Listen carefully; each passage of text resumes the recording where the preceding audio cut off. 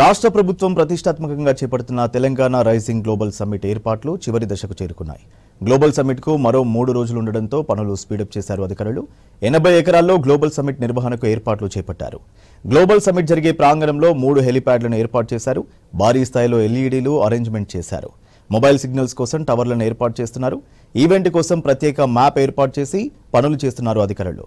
దీనిపై మరిన్ని డీటెయిల్స్ సదా అందిస్తారు. తెలంగాణ రైజింగ్ గ్లోబల్ సమ్మిట్ కి అంతా సిద్ధమైంది. మరో 3 రోజులు మాత్రమే ఉండడంతో ప్రస్తుతానికి అధికారులు ఈ ఏర్పాట్లను కంప్లీట్ చేసే పనిలో ఉన్నారు. సో ఇది మొత్తం కూడా ఇటు మీర్ఖాన్ పేట్లో, ఫ్యూచర్ సిటీలో ఉన్న మీర్ఖాన్ పేట్లో 80 ఎకర్స్ ఆఫ్ ల్యాండ్ లో ప్రస్తుతం ఈ ఈవెంట్ అయితే చేస్తున్నారు. సో తెలంగాణ ఖ్యాతిని ప్రపంచానికి చూపించే విధంగా ఈ ఈవెంట్ ఉండబోతుందంటూ కూడా గవర్నమెంట్ చెప్తుంది. సో మనం చూస్తున్నాం కదా, ఇదంతా కూడా ఈ ఈవెంట్ కి సంబంధించిన మ్యాప్.